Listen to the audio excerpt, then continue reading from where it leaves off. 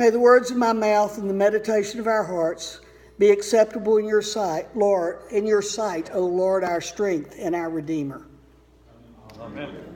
Please be seated. Well, last week was Super Bowl Sunday, and it marked the end of football season. Now we have NASCAR getting ready to start. Okay, I have a confession to make. I'm not a NASCAR fan, but my husband is. If we are home and NASCAR is on, Sam will usually be napping in front of the TV. As near as I can tell, napping is a good thing to do during NASCAR. To me, a standard race is boring. I mean, what's so exciting about being able to go fast and turn left? And they do this for 400, 500 laps or miles. Maybe it's, I don't know, maybe they're the same thing. Boring. Sure, there is the occasional wreck, but mostly it's watching cars go round and round, and every few laps, someone might pass somebody else. Well, one Saturday night, I was working on my sermon, and Sam turned on NASCAR. I did a mental eye roll, and he was telling me that this race was different. Sam very patiently explained to me that they were doing what was called a shootout with a 2-car draft. What caught my attention was they weren't all running around trying to pass each other. They were teaming up. Now, I'm aware that they all have teammates, but mostly in the races, it's each driver for himself. But that night, the cars were pairing up. One would drive up behind the other and pushing. Using this technique, I'm told, the cars could go an average of 20 miles an hour faster. So now you have all these cars going around the track at 200 miles an hour with them paired up bumper to bumper, pushing one another on here and another one next to them doing the same thing and somebody doing the same thing, trying to come around the side or go between them. Craziness, I think. To make a long story short, in the last lap of the race that night, there were 2 pairs out in front, way ahead of everybody else. And as they approached the finish line, one pusher decided to make a run for it. And so he backed away from the car he was pushing, even though they were out front. He and his partner were out front. And he tried to pass him to go around him. Well, he did pass him. The thing is, the pair that stayed hooked up passed both of them and won the race. So the question is, why am I spending the first portion of my sermon talking about NASCAR? It's because that night I saw teamwork in NASCAR, designed to accomplish a purpose, win the race. And that's exactly what Paul is talking about in our second lesson. 3 weeks ago, Paul reminded the Corinthians that they were baptized in the name of Christ. Not Paul, not Apollos, not Cephas. He picks back up on that theme today. Sometimes divisions happen in a church because people sometimes divide themselves into little groups. They make cliques, and over some little minor differences sometimes. That's what we find in our lesson from the Corinthians today. Here Paul is doing what he often does. He is writing to or responding to a community that he helped to start. He has received word that there's a lot of bickering going on. People arguing over who they belong to. Christ or Paul or Cephas or Apollos. They have divided into little cliques, each one trying to prove their importance over each other. They bicker, and he asks, whose name were you baptized in? His point is that Paul and Cephas and Apollos were all working toward the same end, to spread the word that Jesus Christ is Lord. None was greater than the other. It reminds me of someone of people bragging about, well, I'm Episcopalian, I'm Baptist, I'm Catholic, I'm whatever. We're all Christians, folks. We're all Christians. We follow Jesus Christ. Paul's job was to plant seeds, and he did that. Apollos came along later, and he watered those seeds. Not unlike what happens in our churches today.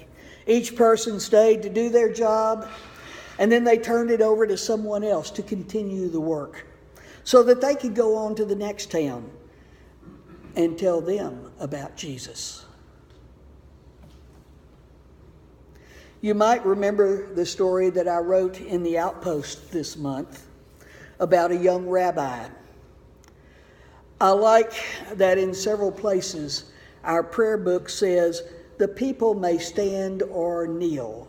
Unlike what was happening in that synagogue, your physical posture during prayers doesn't matter. What matters is the posture of your heart. Even today, churches find members bickering over all kinds of things. People bicker over traditions, they bicker over things, maybe items donated to the church. Doesn't Aunt Sophie's couch look beautiful in the parlor? Uncle Bill's piano, even though it no longer works, looks so nice in our parish hall. Don't move that dying ficus tree Uncle Tom gave it. I love seeing the playground here. I love seeing it used. One church that I served bickered over having a playground. One group thought it was important to have a playground because it would bring in the young families. Another group didn't want the playground because of the liability factor. They still don't have a playground, and they still don't have young families.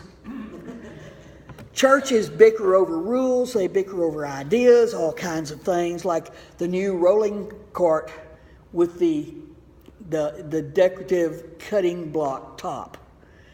Was it to be used as a cutting board or just as a decorative serving station? Folks, these things have really happened in churches. I've seen it.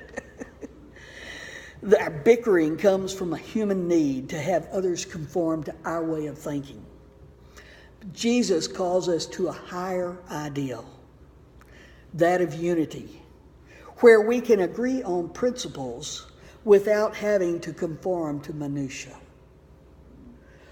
One of the worst things we can do, the least productive things, is to compare ourselves to one another. God judges each of us on our own merits, not that of another. Each of us is uniquely made by God, and God's purpose for us will be served one way or another. Whether we are called to lead or to follow, to serve or to be served, to design or to build, God uses each of us to help further His purpose, not ours.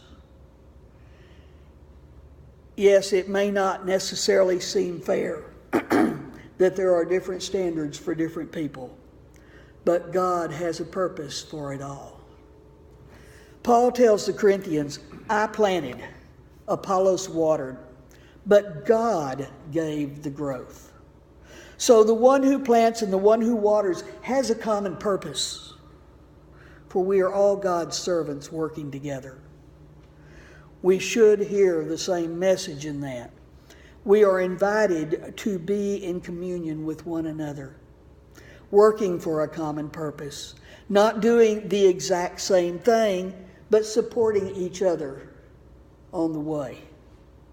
In our gospel lesson, Jesus tells us, if you are angry with a brother or sister, you will be liable to judgment. And if you insult a brother or sister, you will be liable to the council. When you are offering your gift at the altar, if you remember something your brother or sister has against you, leave your gift there. And go be reconciled with your brother or sister. Then come offer your gift. Our lesson, our very first lesson this morning from Sirach, holds a key for us. It starts out, if you choose, you can keep the commandments. And to act faithfully is a matter of your own choice. We all have to remember that we do make choices in this life. Our own decisions on how we're going to act, what we're going to say, how we respond to others, whether we respond in love or something less than love. We have to make the decision of how to respond to those around us, to work with them or against them. Sometimes there are bumps in the road, and we get crosswise.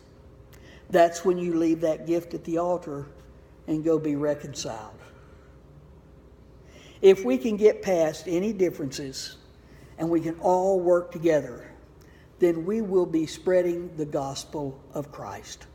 The good news that Jesus is alive and well in this church known as Grace. This month we have a number of things going on. The Boy Scout dinner is one of those. Stephanie and Eddie are back there again to sell tickets for that. We hope you'll come. And that's this Saturday, is that right? This Saturday evening, the Scout dinner, the Valentine dinner.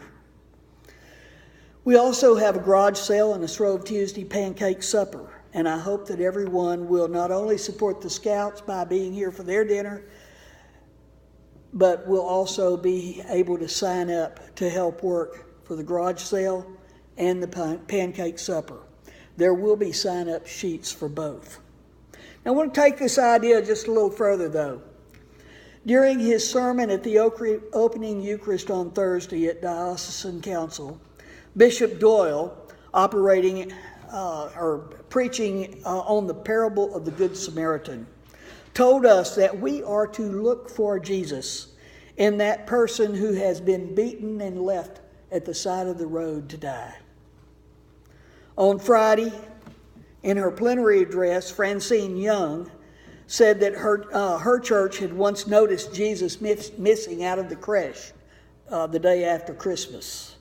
And so they went out scouring the neighborhood looking for the missing Jesus.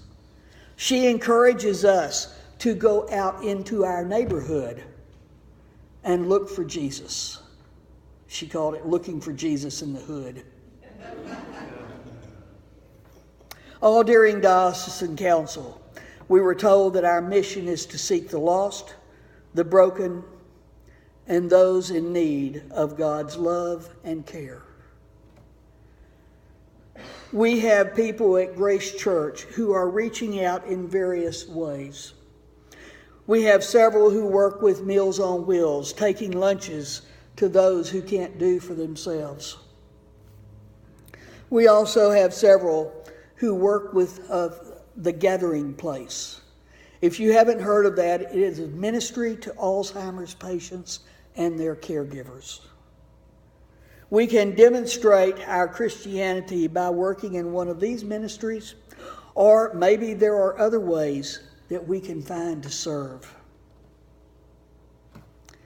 What other ways can we find here to be involved in, to reach out to our community, to those who are in need of help?